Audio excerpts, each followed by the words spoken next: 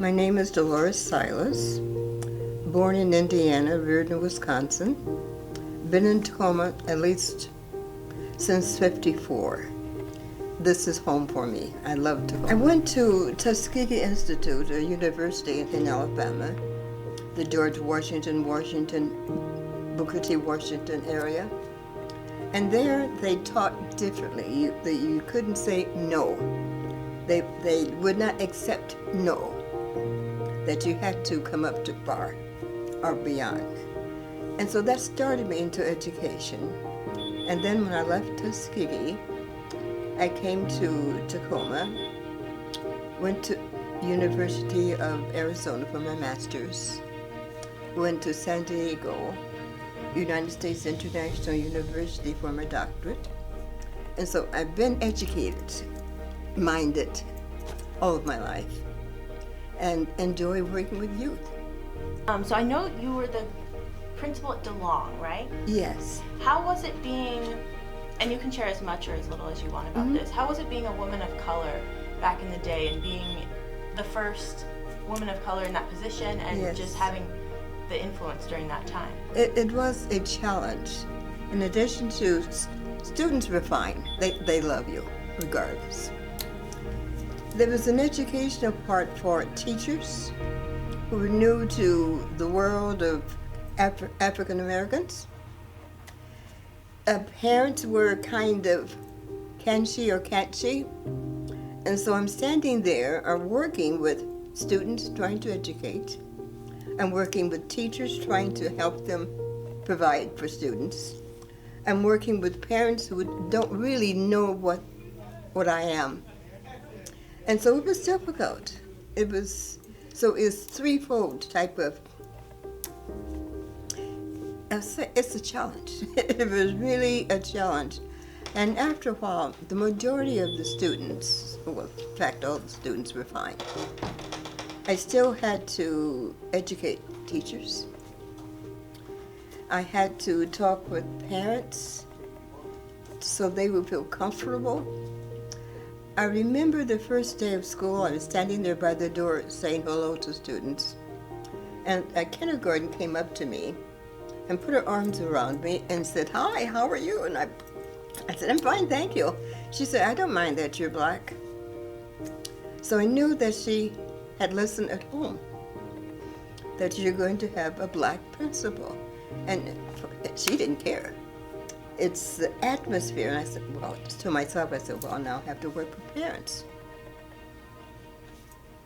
I had more education than the previous principal at that school. And so it was really a challenge. And I think 90% of the people there accepted me.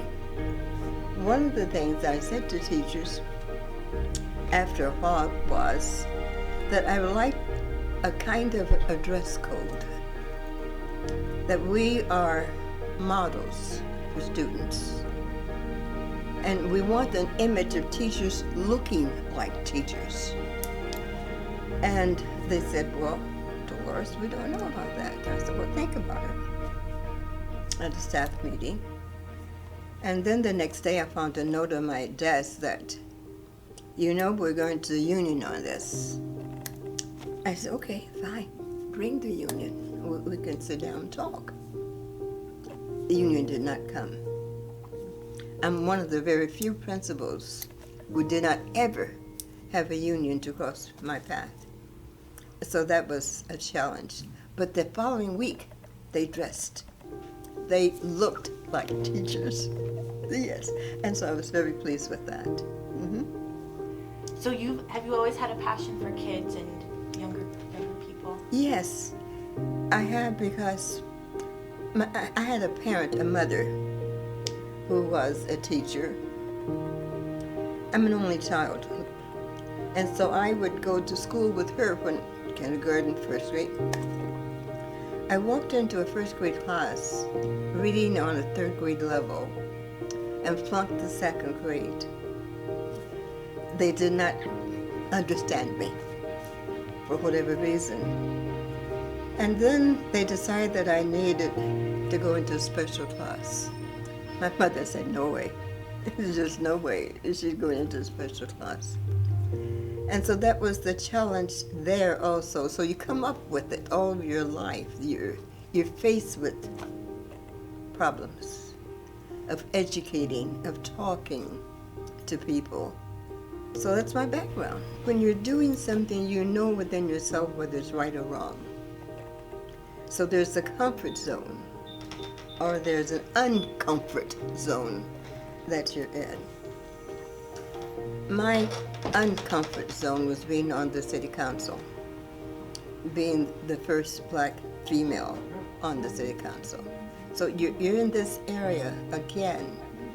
I remember being a former president of the Tacoma NAACP, that I was standing in front of the microphone asking for help. And then I realized that I should be on the other side of the microphone, giving out help. And so that again was a challenge, and so it's been a challenge all my life. I was very fortunate to have been on the city council, come on the city council when Karen Vial was the mayor. And we had a very good relationship as females. And Karen was the type of person who liked to take challenges. So was I. And then as far as representing the Hilltop area was a challenge. Because for years I thought, and it's true, that Hilltop had been ignored for years. And I want to uplift Hilltop, see it the way that I see it. I once lived in Hilltop. I have been discriminated in Hilltop.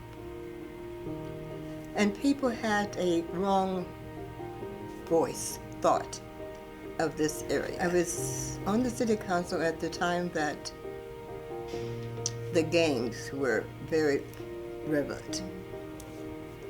And then I invited them to my house, the leaders to my house, and said, "You're inviting gangs to your house?" I said, "Yes.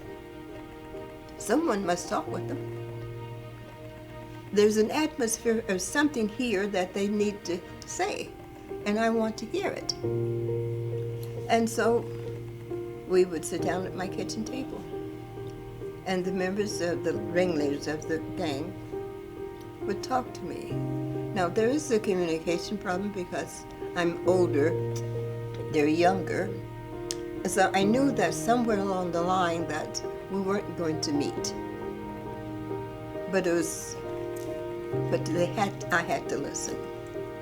And after a while, I would drive around Hilltop, and I go through the alleys, and I would see them, and they would wave at me, "Hi, little mama," and I would say hi, and I would say hi to them, you know. So everything was fine. History is very important.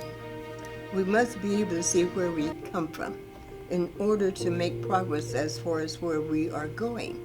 It's a historical background. And that's very important for our youth to know about history. The history of Tacoma, for example. How we are where we are right now, and how did we get there? And who helped us get there? And will there be a continuation? But history is a background to learn from. It's a start.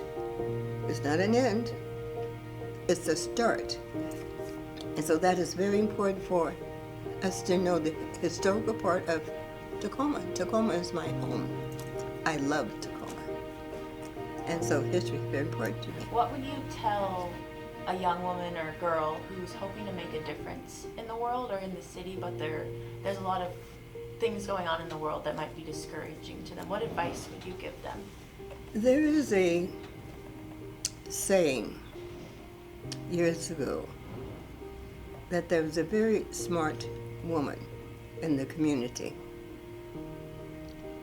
And the youth saw this woman and said, "Let's play a joke on her."